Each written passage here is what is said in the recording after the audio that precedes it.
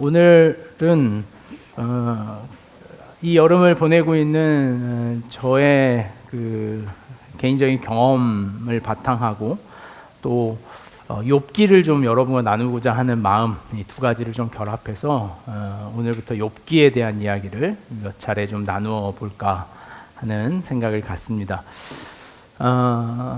전능자의 딜레마라고 하는 설교의 제목을 좀 정했습니다. 하나님의 어찌할 수 없음, 궁지, 이렇게 바꿔 표현할 수 있을까요? 부제로 비와 당신이라고 하는 부제를 붙여봤습니다. 경험이었습니다. 이 한 여름 사역에 있어서 가장 직접적으로 경험했던 하나님에 대한 경험은 비였습니다. 비.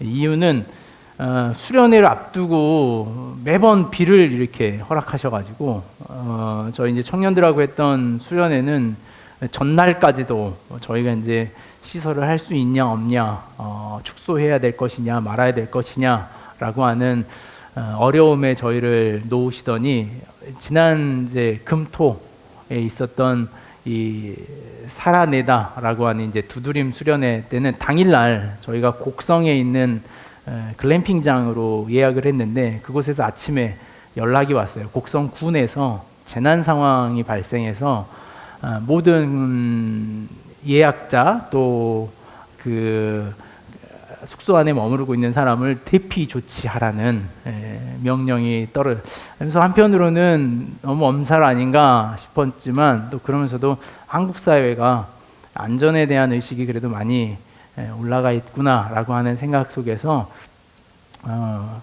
수긍은 했지만 이제 대안을 찾아야 된다는 어려움이 있었습니다. 그래서 금요일 아침 다시 대안을 짜고 일정을 조절하고 또 거기 가서도 일기를 보면서 어떻게 움직여야 되나라는 그 책임 맡은 사람으로서의 고단함과 그 무거움이라고 하는 것이 이번 여름을 보내는 저의 마음이었습니다. 그러면서 제가 이런 생각을 했어요. 비와 당신 대체 어떤 관계입니까? 제가 하나님께 기도하던 물음이기도 했습니다.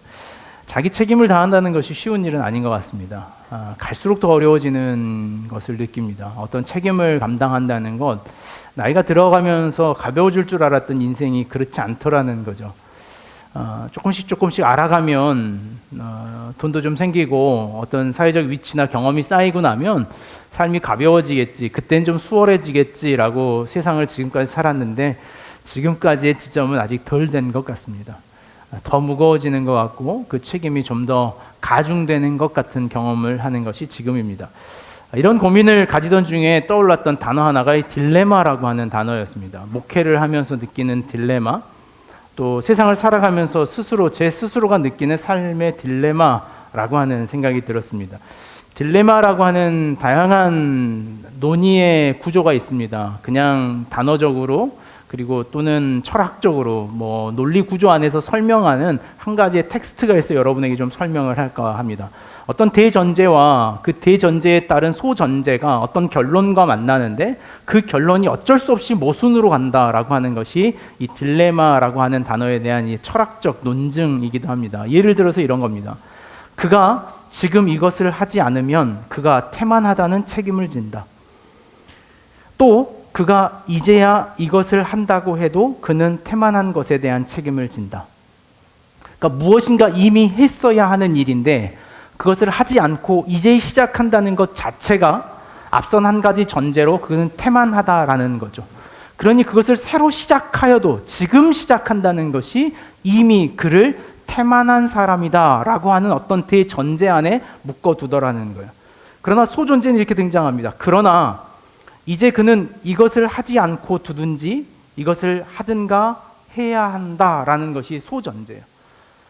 어떤 대전제 안에서 그가 그것을 여태 하지 않았다라는 것에 대한 태만함의 대전제가 있음에도 불구하고 소전제는 그럼에도 불구하고 그는 그것을 어쩔 수 없이 해야 한다라는 거예요.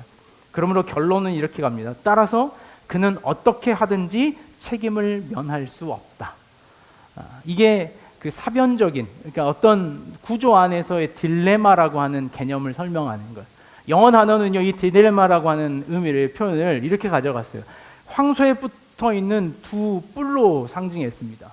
그래서 황소가 막 달려오는데 이 두 뿔이 오는 거예요. 내가 잡을 수 있는 건 한 가지밖에 없는 거죠.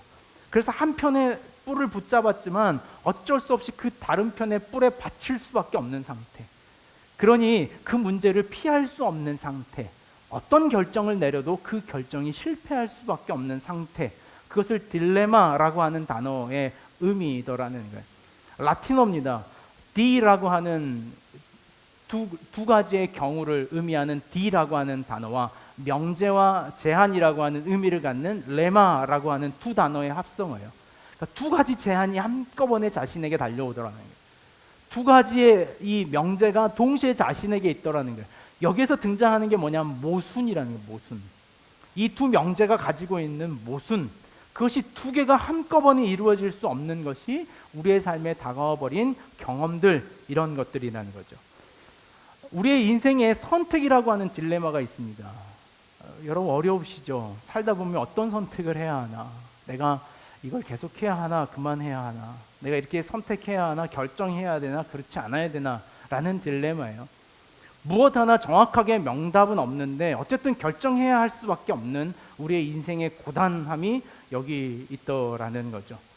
오늘 제가 이 인생에 대한 제 나름의 딜레마, 목회적 딜레마, 과연 어떻게 선택해야 할까? 여기서 그만하자 그럴까? 수련회를 취소한다 그럴까? 다음 주로 연기할까? 넘길까? 어쨌든 어떻게 해야 될까? 왜 하나님은 내 삶을 이 딜레마 속에 가둬놓으시는 걸까? 라고 하는 질문이 저에게 근래에 있었던 제 질문이었어요. 지난주에 저희 가정에 큰 사고가 있었습니다. 저희 어머니가 일을 하시다가 집에서 다치셨는데 아주 크게 다치셨어요. 마침 금요일 새벽이었습니다. 저희 어머니가 그 아픔 중에도 늘 하시는 말씀이 왜 저를 이렇게 하셨습니까? 라는 거예요. 왜 저를? 피할 수 없는 고통으로 왜 저를 끄집어 들이셨습니까? 라는 거죠. 인생의 딜레마, 살아있다는 것이 고통과 만난다는 것, 살아간다는 것이 죽음을 향해 간다는 것, 그것이 우리 인생이 가지고 있는 인간의 딜레마 아니겠습니까? 해결할 수 없는 인생의 이 고통의 문제, 우리의 삶이 가지고 있는 무거움의 문제가 우리 인생이 가지고 있는 딜레마더라는 거예요. 오늘 그 딜레마 앞에서 제가 하나님을 향해서 어떤 원망과 회의, 그리고 당연히 뻔한 답을 주시겠지라고 하는 마음에 기도조차 하지 못하고 있던 지점에 제 마음에 던져지는 것이 뭐냐면 결국에 하나님의 딜레마에 대한 고민을 하고 있다라는 생각을 했어요. 그것이 오늘 이 설교의 제목을 잉태한 제 고민이었습니다. 하나님의 딜레마. 하나님도 이 딜레마에 빠져 계시는 건 아닐까라는 생각이었어요. 이렇게도 못하고 저렇게도 못하고 제 삶에 대해서도 이렇게도 못하시고 저렇게 못하는 하나님의 딜레마가 아닌가. 성경은 그렇다면 숱한 딜레마들의 이야기들이 아닌가라는 생각을 가져보는 거죠. 전능하신 하나님에 대하여 우리가 생각하는 어떤 이 경험적 딜레마라고 하는 것을 좀 더 풀어보면 이러한 논의가 아닐까라는 생각을 갖습니다. 제 안에 가졌던 것처럼 하나님의 딜레마라고 하는 생각은 하나님은 과연 전능하신가라고 하는 질문과 연결된다는 생각을 해봤어요. 하나님의 전능하심. 하나님이 전능하시다면 왜 이 양면의 두 가지의 선택이 우리의 삶에 등장하는 걸까라는 거예요. 왜 하나님은 늘 전능하셔서 한 가지의 방법으로 우리를 끌고 가시는 것처럼 느껴지는데 우리의 삶의 선택이라고 하는 것은 늘 이 양분의 갈림길에 우리는 서게 될 것인가 라고 하는 하나님의 전능성에 대한 질문으로 제 안에 찾아오더라는 거예요. 전능하신 하나님에 대한 경험적 이 딜레마는 과연 하나님이 전능하시는가, 아니면 이 전능하심에도 불구하고 하나님은 무능한 것 아닌가라고 하는 것으로 제 안에 보이더라는 거예요. 그게 저에겐 비였어요. 비. 전능하신 하나님이라면 수련회를 앞두고 비를 내리는 것이 여러분의 생각에, 여러분이라면 그렇게 하시겠습니까? 그건 내가 하나님이니까 아니지라고 답을 하신다 그러면 이제 여러분의 이제 사고가 너무 넘어간 것 같고, 여러분이 하나님이라면, 아니 여러분이 그 뭔가 행사를 진행하고 있는 사람이라면 거기에 비가 오기를 바라는 마음이 있겠습니까? 하나님의 전능하심이라고 하는 것이 그렇게 막지 못하는 어떤 무능함과 연결되는 것처럼 느껴지는 것이 제 삶을 바라보는 어떤 느낌과 태도더라는 거죠. 하나님의 전능하심이라고 하는 문제는 오늘 우리의 신앙의 고백의 첫 번째 문장에 등장합니다. 사도신경이라고 하는 우리 신앙의 고백에 보면 나는 전능하신 하나님, 그 전능하심에 대한 하나님의 고백을 1차적 고백, 가장 첫 번째 고백으로 제안하는 것이 우리 기독교 신앙의 고백입니다. 전능하신 하나님을 믿는다. 과연 그 하나님의 전능하심이라고 하는 개념과 단어가 우리의 삶에 얼마나 직접적으로 느껴지고 또 여러분들 어떻게 경험하고 살아가는가라는 거예요. 하나님의 가장 첫 번째 된 속성이고 하나님의 가장 뛰어난 능력이며 하나님이라고 하는 하나님의 어떤 존재적 증명을 보여주는 가장 중요한 사실이 하나님의 전능하심이라는 거예요. 여러분도 이 하나님의 전능하심을 경험하기를 원치 않으십니까? 우리가 전능하심과 경험하기를 원해요. 하나님의 어떤 전능하심이라고 하는 것은 우리가 하나님을 믿는 우리의 믿음의 근거이기도 하고 우리가 가장 바라고 소망하는 질문이기도 해요. 그러나 그럴 때마다 부딪히는 것은 그 하나님의 전능하심의 근거를 가져가면 가져갈수록 우리가 만나는 절망은 무능한 하나님과 만나는 느낌을 피할 길이 없더라는 것. 하나님의 전능하심에 대한 질문은 예로부터 지금까지 이 두 가지의 견해 안에서 흘러왔습니다. 첫 번째 이 질문이 가지고 있는 의미는 전능이라고 하는 그 단어 자체의 개념을 정의하는 거예요. 과연 하나님의 전능이라고 하는 단어가 뭔가? 그 하나님의 전능이 의미하고 있는 그 단어의 원뜻이 어떤 것인가? 라는 거예요. 또 하나, 하나님의 이 전능하심에 대한 질문이 가지고 있는 또 하나의 질문은 하나님이 전능하시다면 하나님이 선하시다라는 전제 조건과 함께 연결돼 이 땅에 악이라고 하는 것은 대체 왜 존재하는 것인가? 라는 질문으로 하나님의 이 전능성에 대한 두 가지 질문이 있는 거예요. 하나님 전능하신가? 그 전능하심의 개념은 뭔가? 하나님이 전능하시다면 왜 오늘 우리 사회에 이런 모순과 악과 같은 일들, 인간의 고통과 같은 것이 실제하는가? 라는 이 두 가지 질문이 우리가 하나님 앞에 전능하심을 묻는 하나님의 딜레마를 경험하는 우리 자신의 삶이더라. 하나님의 이 딜레마, 하나님이 어떻게 하시는 분인가라고 하는 이 두 가지의 견해를 우리에게 아주 직접적으로, 직관적으로 이야기해 주는 책이 한 권 있다면 구약에 있는 욥기라고 하는 책이에요. 여러분 욥기를 한번 가실까요? 욥기서 1장을 한번 보십시다.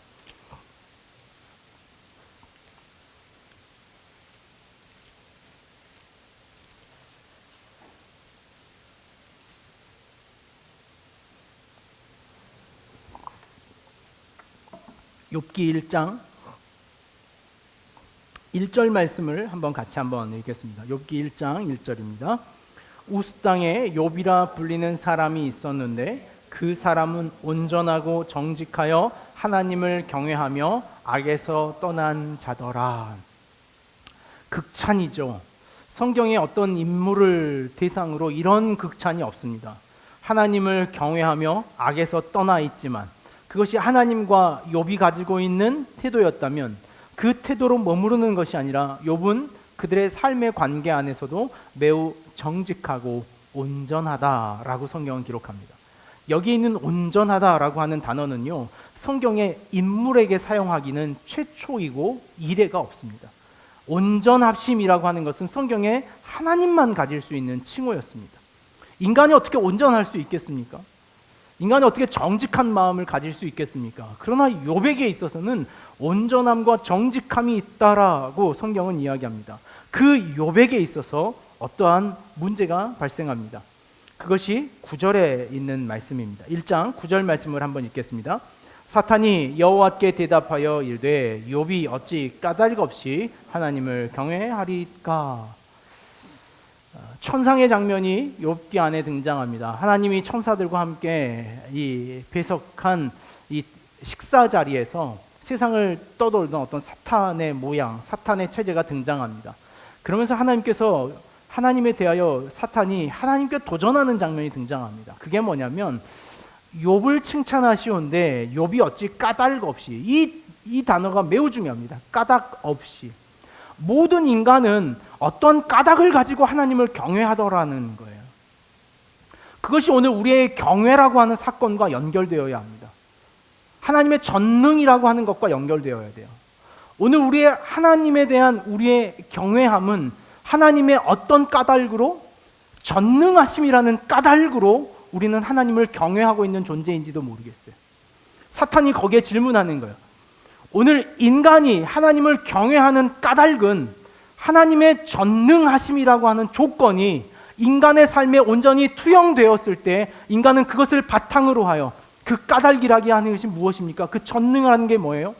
욥의 삶을 윤택하게 하는 것, 욥의 삶을 부요롭게 하는 것, 욥의 삶을 풍성하게 하는 것으로서의 전능성인 거죠. 그 전능하심이 까닭이 되어 욥은 하나님을 경외하는 것일 것입니다 라는 것이 사탄이 하나님에 대하여 도전하는 질문이었던 거죠. 하나님은 그것에 대하여 그렇지 않다. 욥은 그 까닭이 없더라도 하나님의 전능하심이라고 하는 그 조건이 사라질지라도 욥은 흔들리지 않을 것이다. 사탄이 제안하죠. 그럼 제가 욥을 좀 가지고 놀아도 되겠습니까? 라는 걸. 저는 이 장면이 늘 불편해요. 그 자식 앞에서 귓방망이라도 하나 날라서 썩 물러가라. 우리 예수님 하신 것처럼 7길로 도망쳐라. 이 사탄아 물러가라. 이렇게 하시지 아니하고 왜 허락하셨는지가 의문이에요. 과연 왜 하나님은 그 악을 허락하실까? 우리 생각에는 하나님 허락하십니다. 그리고 욥에게 닥쳐온 환난은 어떤 내용입니까? 욥은 모든 자녀들을 잃습니다. 마침 그 자녀의 생일 잔치 자리에 모든 가족들이 함께 그 자리에서 잃습니다. 그것뿐이겠습니까? 욥이 가지고 있었던 모든 재산을 그곳에서 잃고 맙니다. 그것이 욥이 당했던 절망이었습니다. 욥이 그 절망에 대하여 어떻게 이야기합니까? 1장 22절 말씀입니다. 우리가 감당할 수 없는 믿음이죠. 1장 22절 같이 읽겠습니다. 이 모든 일에 욥이 범죄하지 아니하고 하나님을 향하여 원망하지 아니하니라. 감당할 수 없는 믿음의 사람이 분명합니다. 여러분 이 믿음을 감당하시겠습니까? 여러분에게 닥쳐온 삶의 이 절망을 원망하지 않음으로 이겨낼 사람이 어디 있겠습니까? 우리는 원망하죠. 저는 비에도 원망하고 말았던 존재인데 욥 참 대단한 사람임이 분명합니다. 2장 1절 말씀 보겠습니다. 또 하루는 하나님의 아들들이 와서 여호와 앞에 서고 사탄도 그들 가운데 와서 여호와 앞에 서니. 다시 사탄이 하나님의 아들들이 함께 서 있는 그 천상의 회의자에 등장합니다. 그리고 나서 이렇게 제안합니다. 다시 그 까닭을 묻겠는데 하나님의 전능하심이라고 하는 것을 욥은 자신의 삶의 상황, 주어진 환경으로 보지 않냐고 자기 자신이 직관하는 문제로 느끼는 것 같으니 오늘 그 문제를 한번 건드려 봅시다라는 거예요.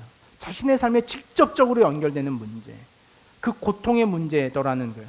그 고통을 허락해 줄 것을 요구합니다. 그것에 대하여 하나님은 어떻게 합니까? 그래 봐라라는 거예요. 이해할 수 없는 이야기죠. 2장 7절 말씀입니다.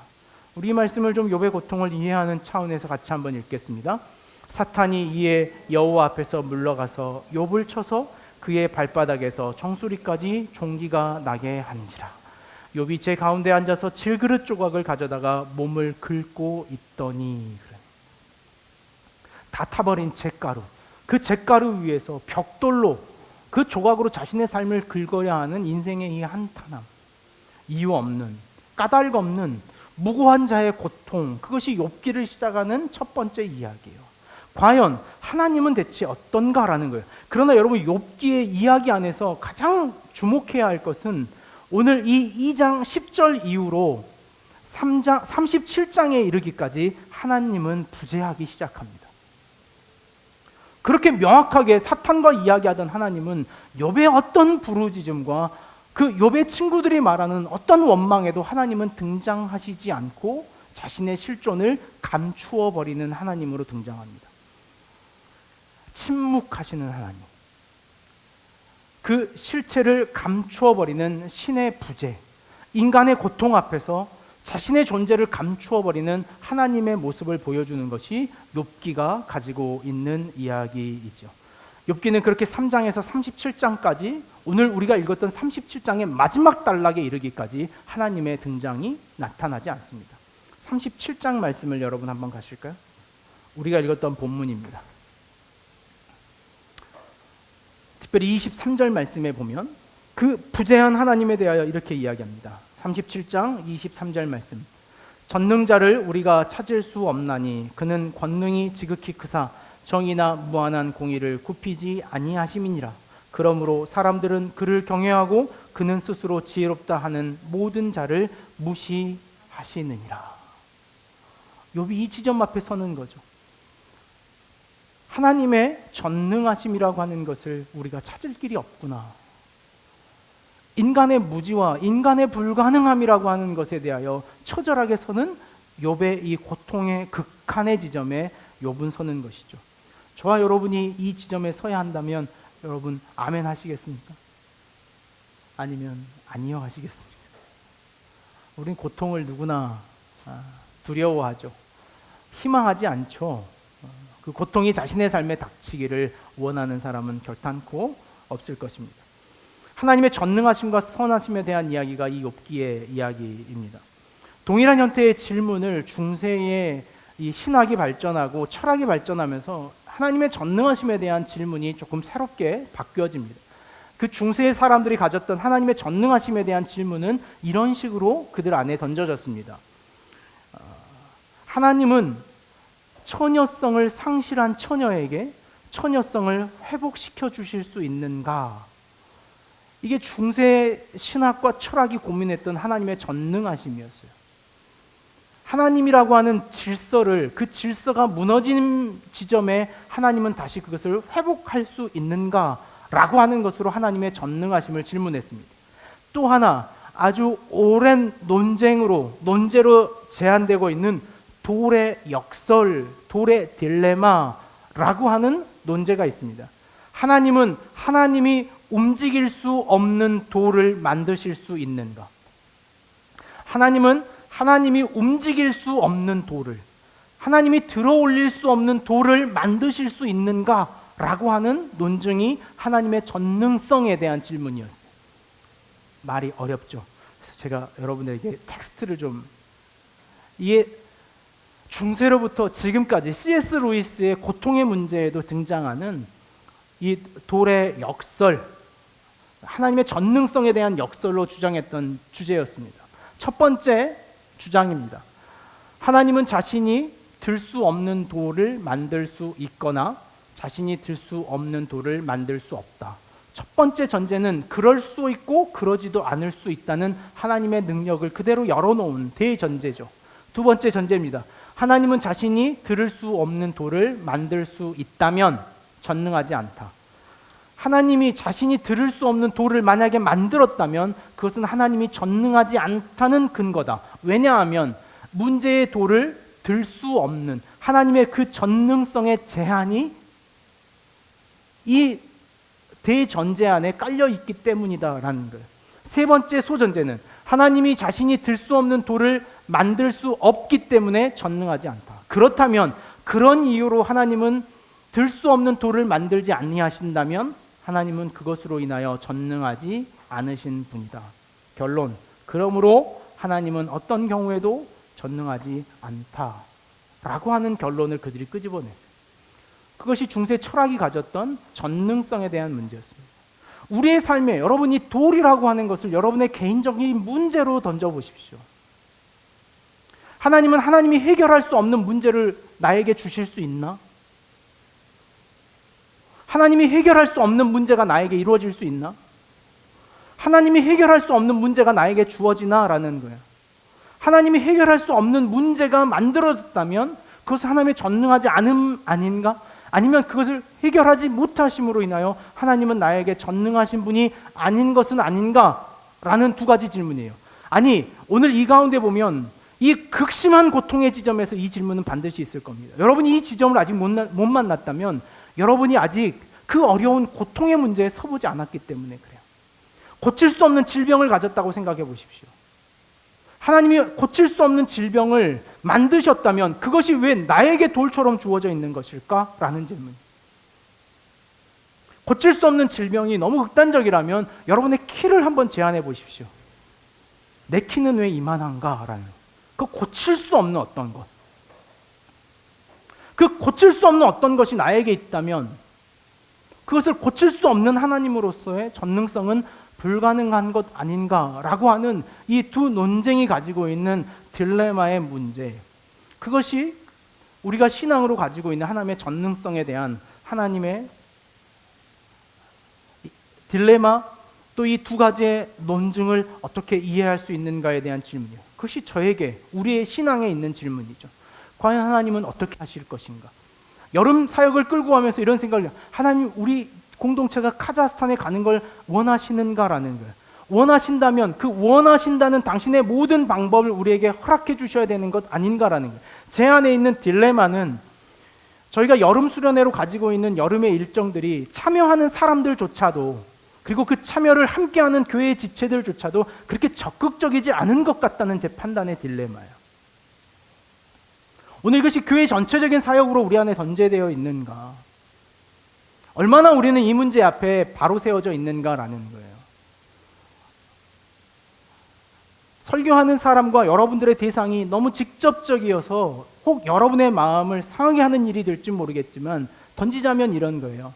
수련회를 준비하며 제 안에 가지고 있는 딜레마, 하나님 이걸 원하십니까? 원하신다면 우리가 준비하는 상황으로 가야 되지 않겠습니다라고 하는 하나님과의 딜레마의 고민이 있는데, 또 한 가지의 고민은 그것을 참여하려고 하는 여러분들의 마음조차도 조금 더 기대함을 갖지 않고 서 있는 모습의 이 양면의 딜레마가, 오늘 과연 하나님은 이 일을 원하시는가? 하나님 이 일을 끌고 가시는가? 라고 하는 이 두 가지 질문, 이 해결하기 어려운 딜레마로 저를 끌고 가더라고요. 여러분의 신앙의 개인적인 질문은 어떻습니까? 아니면 포기해버린 건 아닙니까? 하나님의 전능하심에 대한 포기? 그냥 그러더라. 하나님은 살아보니, 제가 아주 불경스럽게도 최근에 이런 고백을 했어요. 하나님은 좀처럼 나와 안 맞는 것 같다는 생각을 했어요. 여러분 그런 생각이 있습니까? 좀처럼 스타일이 안 맞아요, 저랑.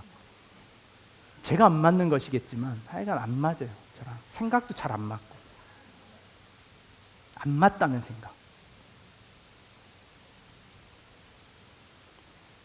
그럼 맞는 길로 나를 끌고 가시던지, 왜 두신 채 그 어긋장을 놓는 것 같은 느낌이 자꾸 저에게 있는 거죠. 나랑 잘 안 맞는다.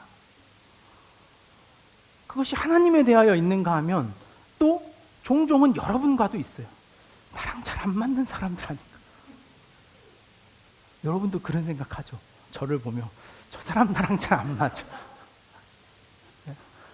웃으시는 분들은 어쨌든 좀 그렇습니다만, 안 맞는 것 같은 이 느낌, 딜레마. 이탈리아의 사제였던 토마스 아퀴나스라고 하는 이가 이 돌의 명제에 대한 명쾌하진 않지만 한 가지 답을 우리에게 이렇게 전해줍니다. 하나님께서는 논리적으로 모순이 되는 것과, 논리적 모순이 있는 것과 하나님의 본성에 어긋나는 일은 하지 않으신다라는 것으로 우리가 첫 번째 질문하는 하나님의 전능이라고 하는 단어를 정리했어요. 하나님의 전능이라고 하는 단어는 그의 모순에 대하여, 그가 스스로 모순을 만들어가는 전능이 아니고 하나님의 본성에 어긋난 행동을 하는 전능이 아니다라는 거예요. 예를 들자면 이런 겁니다. 하나님의 본성은, 어거스틴 이렇게 말했어요. 이 아퀴나스 이렇게 말합니다.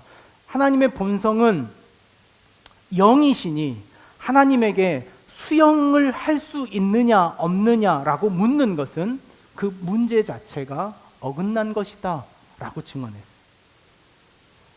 초기 중세 신학자들은 그런 질문을 했대요. 하나님은 수영을 할 수 있을까 없을까? 신박한, 엄청 할 일이 없었던 사람들처럼 느껴져요. 하나님 수영을 할 수 있나 없나? 하나님은 땅을 걸을 때 어떻게 걸으실까? 이걸 고민을 했대요. 아퀴나스가 거기에 질문하는 거. 그것은 하나님의 본성에 어긋난 일이니 그것을 할 수 있다, 할 수 없다 하여 하나님의 전능이라고 하는 단어를 오늘 우리가 할 수 없는 것으로 규정할 수 없다라고 이야기해요. 어거스틴은 신국론이라고 하는 책에서 이렇게 말합니다. 원하는 것을 행함으로써 전능하다는 것이지, 잘 들어, 원하는 것을 행함으로 전능하다는 것이지 원하지 않는 것을 당함으로 전능하지 않다는 것이 아니다. 하나님은 당신이 원하는 것을, 그러니 하나님의 본성과 하나님의 목적이 일치하는 것을 행하심으로의 전능이지, 하나님이 원하거나 하나님이 원치 않는 것을 외부로부터 그렇게 해라 라고 하는 것으로 하나님의 전능성이 위배되지 않는다 라고 말하는 이 어거스틴의 고백이 있는 거죠. 하나님의 전능하심, 하나님의 딜레마라고 하는 것은 그러므로 오늘 우리가 가지고 있는 잘못된 이해더라는 거예요. 하나님의 딜레마라고 하는 것은 오늘 우리의 이해의 상충, 오늘 우리가 말했던 거죠. 욥이 가지고 있었던 어떤 질문입니까? 그 욥의 질문에서 사단이 가지고 있었던 그 까닭 앞에 있는 전능이라는 거예요. 오늘 우리가 원하는 목적으로서의 하나님의 전능성이더라는 거죠. 내가 원하는 방향으로서의 딜레마, 비라는 것을 비가 내리지 않기를 원하는 내 마음으로서의 전능하심이더라는 거예요. 그것이 나에게 일어나지 않기를 원하는 마음으로서의 하나님의 전능성에 대한 강요, 그것이 오늘 우리가 말하는 것처럼 그 일을 당하라고 하나님께 요청하는 것이 되더라는 거예요. 어거스틴은 그럴 수 없다. 하나님의 전능성은 하나님이 원하시는 방향과 목적을 행하시는 것으로서의 전능이다. 그래서 어거스틴이 이렇게 말해요. 하나님의 전능이란 질서정연한 능력이다. 이렇게 말했어요. 하나님의 질서 안에 있는 능력이다. 하나님의 방향과 목적성을 가지고 있는, 그러므로 하나님에는 딜레마가 없다라고 그는 말합니다. 욥기 37장 28절, 23절 말씀을 우리가 다시 한번 읽겠습니다. 23절과 24절 말씀을 같이 보면, 전능자를 우리가 찾을 수 없나니 그는 권능이 지극히 크사 정의나 무한한 공의를 굽히지 아니하심이라. 그러므로 사람들은 그를 경외하고 그는 스스로 지혜롭다 하는 모든 자를 무시하시느니라. 우리가 일전에 관계적 신앙을 이야기하면서 나눴던 성경을 이해하는 우리의 방법을 나눴던 이야기가 떠오릅니다. 성경은 신앙이란 어떤 개념을 논리적으로 정리해가는 것이 아니라 이야기와 만나는 사건이다라는 말씀을 드렸던 기억이 납니까? 그러므로 전능이란 무엇이다라고 하는 논과 서술로 향하는 것이 아니라 성경의 히브리적 사고가 가지고 있는 하나님과에 대한 관계적 개념은 이야기의 구조를 가지고 있더라는 거예요. 3장에서부터 욥기를 여러분 집에 가셔서 3장에서 37장까지 반드시 읽어보셔야 돼요. 거기에 보면 욥과 친구들이 오늘 네가 당한 그 문제는 너의 죄로 인한 것이다. 그렇지 않다. 난 하나님 앞에 얼마나 정결한 자였는지 너희가 알지 않느냐. 난 하나님 앞에 정직하다. 그러나 네가 모르는 무지의 범죄가 있었을 것이다. 아니면 너의 자녀들의 죄가 있었을 것이다. 하나님 그 죄로 인하여 너를 징계한다. 그 고통의 문제가 어떤 까닭이다라고 하는, 사탄이 까닭을 찾는 것처럼 그의 친구들 역시 까닭을 찾고 논쟁할 때 욥이 비로소 이해하는 거예요. 어떤 개론, 어떤 서론으로서의 까닭을 찾는 하나님이 아닌 하나님과의 전능성이란 어떠한 인간의 문제 앞에서도 다시 찾아오시는 하나님의 전능하심이라는 것을 이야기하는 것이 욥기의 이야기예요. 그게 어디에 펼쳐지시냐? 욥기 38장 1절이에요. 같이 한번 읽겠습니다. 욥기 38장 1절입니다. 그때 여호와께서 폭풍의 가운데에서 욥에게 말씀하여 이르시되, 감추고 침묵하시고 부재하시던 하나님이 그 모든 논의 끝에 등장하시는 것으로 모든 논의는 끝나버리는 거예요. 하나님의 전능하심이란 늘 이런 모습이에요. 우리를 앞서 우리에게 찾아오시는 사건으로서의 전능이에요. 성경이 말하는 하나님의 전능하심이라는 것, 우리의 사도들의 신앙 고백에 있는 나는 전능하신 하나님을 믿는다는 전능이라고 하는 것은 오늘 우리가 어떤 고통과 어떤 문제를 가지고 있는 그것을 해결하는 하나님으로서가 아니라 어떠한 인류 앞에서도 감추지 아니하시고 자신을 먼저 드러내시는 하나님으로서의 전능이라는 거예요. 그렇게 보면 그래요. 제가 수련회를 준비하며 비의 문제가 아니었다면 그토록 하나님을 붙잡았을까라는 생각을 이제야 하는 거예요. 너무 가학적일지 모르겠지만 인간의 고통, 그래서 그 전능하심과 악의 문제를 질문하는 우리의 질문은 다시 그 악, 우리의 그 고통이라는 것이 우리의 삶에 다가오지 않는다면 우리는 그토록 하나님과 만나기를 소망할까라고 하는 이야기로 다시 돌아가더라는 거예요. 욥은 하나님을 만나요. 욥기의 가장 하이라이트는 등장하는 하나님이에요. 그 하나님의 현현, 등장하시는 하나님이라는 거죠. 하나님의 전능하심이라고 하는 것은 모든 일을 무조건 할 수 있다는 기능적인 전능이 아닌 인간의 삶에 자신이 앞서 찾아오셔서 십자가에 달리시기까지 무능하고 힘 없을 수 있는 분의 전능이라는 거예요. 이게 우리가 이해하기 힘든 전능이에요. 그것이 기독교 신앙의 핵심이에요. 하나님의 전능이라는 것은 어떤 일을 무조건 할 수 있는 전능이 아닌 인간의 삶에 앞서 찾아오시고 그 찾아오셔서 스스로 십자가에 오르시고 십자가에 죽어가는 그 무능의 힘으로 보여되는 전능이라고 하는 것이 기독교 신앙이에요. 찾아오심의 의미가 있던 거예요. 초기 예수의 제자들이 가졌던 신앙의 딜레마가 있습니다. 우리가 읽었던 마가복음 10장에 있는 말씀이에요. 우리 마가복음 10장 말씀 한번 보실까요? 마가복음 10장 37절입니다.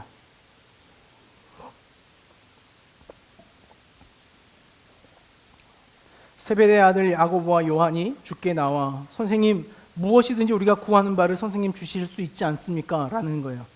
그것이 그들의 신앙이 가지고 있었던 딜레마였어요. 하나님의 전능하심, 예수님의 전능하심이었어요.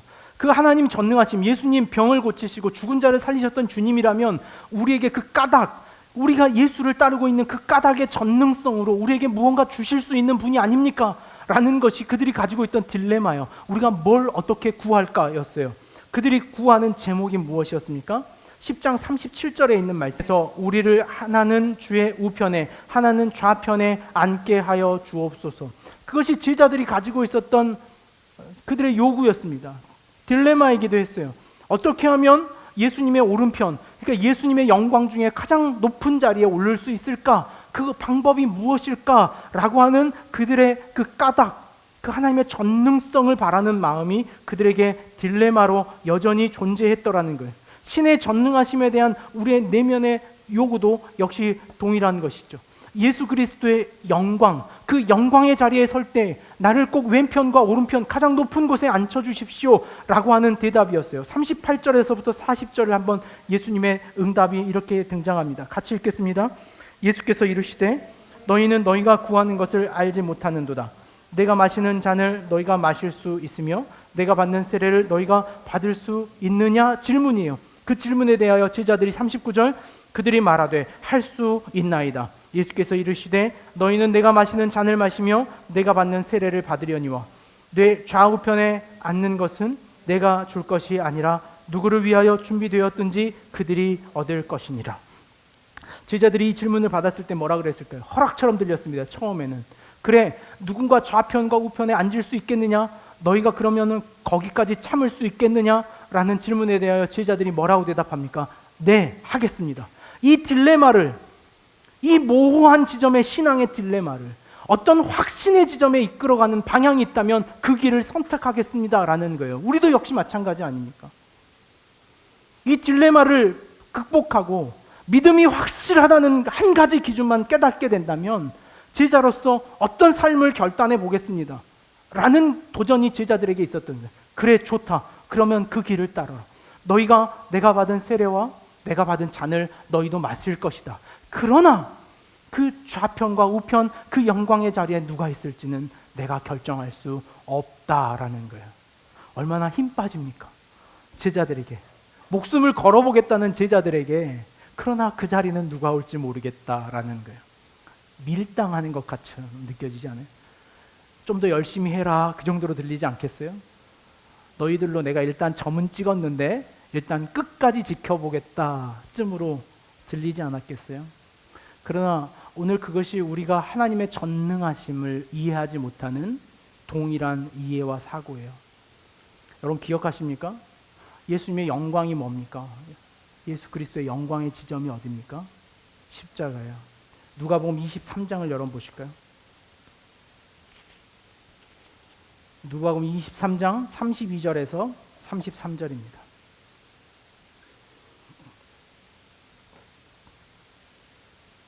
누가복음 23장 32절에서 33절 같이 읽겠습니다. 또 다른 두 행악자도 사형을 받게 되어 예수와 함께 끌려가니라. 해골이라 하는 곳에 이르러 거기서 예수를 십자가에 못 박고 두 행악자도 그렇게 하니 하나는 우편에 하나는 좌편에 있더라. 여러분, 그 영광의 십자가의 우편과 좌편에 누가 서 있습니까? 따르던 제자들이었습니까? 아니에요. 당시에 어떤 죄를 저질렀는지 모르는 두 범죄자가 하나님의 예수의 좌편과 우편을 차지합니다. 39절 말씀을 보실까요? 39절에 43절까지. 달린 행악자 중 하나는 비방하여 이르되 내가 그리스도가 아니냐 너와 우리를 구원하라 하되, 하나는 그 사람을 꾸짖어 이르되 내가 동일한 정죄를 받고서도 하나님을 두려워하지 아니하느냐. 우리는 우리가 행한 일을 상당한 보응을 받는 것이니 이에 당연하거니와 이 사람이 행한 것은 옳지 않은 것이 없느니라 하고 이르되 예수여 당신의 나라에 임하실 때 나를 기억하소서 하니, 예수께서 이르시되 내가 진실로 내게 이르노니 오늘 내가 나와 함께 낙원에 있으리라 하시니라. 아멘. 여러분, 이것이 우리의 구원이 가지고 있는, 우리의 복음이 가지고 있는 핵심의 가치예요. 좌편과 우편을 그 하나님의 전능하심을 바라며 따랐던 제자들은 십자가 앞에 모두 떠나고 말았습니다. 가장 열정적으로 따르겠다던 베드로 역시 그 십자가의 영광 앞에 모두 떠나고 말았어요. 하나님의 전능하심, 그들이 그 전능을 통하여 이루고자 하는 나라가 그들의 삶에 무엇이었는가를 보여주는 지점인 거죠. 오늘 여러분들이 느끼는, 제가 느꼈던 그 딜레마를 통하여 이루고자 하는 것이 무엇이었는가라는 지점을 제 안에 다시 던져보는 질문인 거죠. 예수께서 이르시되 내가 진실로 내게 이르노니 내가 나와 함께 낙원에 있으리라. 오늘 모든 인류에게 하나님의 전능하심이란 이 문제인 거죠. 이 문제. 오늘 내가 나와 함께 낙원에 있으리라. 이 문제. 하나님의 전능하심의 목표는, 그 본성과 의도와 뜻은 이 한 가지 문제 앞에 전능이라는 거예요. 그 절대적 가치와 방향에 대한 전능이더라는 거죠. 하나님의 전능은 모든 일을 할 수 있다는 기능적인 전능이 아닌, 인간의 삶에 찾아오셔서 그분이 직접 내려오셔서 그분이 자신의 신적 권위를 내려오시는 전능인 거죠. 그리고 그 내려오셨음에도 불구하고 십자가에 무능력하게 죽어 자신을 내어놓는 것으로서 이루어내는 전능, 그 하나님의 전능하심이다라는 거죠. 오늘 여러분이 하나님에 대하여 가지고 있는 어떤 딜레마가 있습니까? 왜 하나님 나에게 이러시지? 왜 하나님 나한테 이런 문제를 가져주셨을까?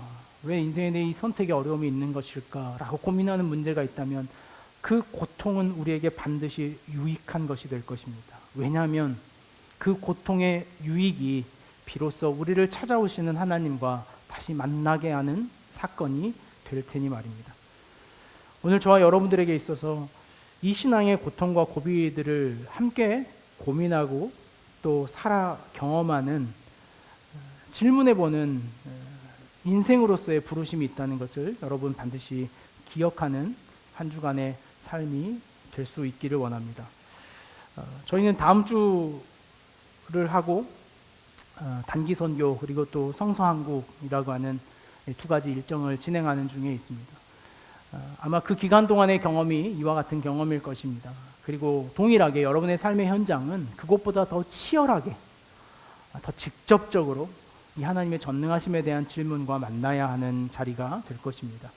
그 질문과 답변, 그리고 그 질문 끝에 만나는 것이 문제 해결이 아닌 하나님과의 만남이 될 수 있기를 주의 이름으로 축복합니다.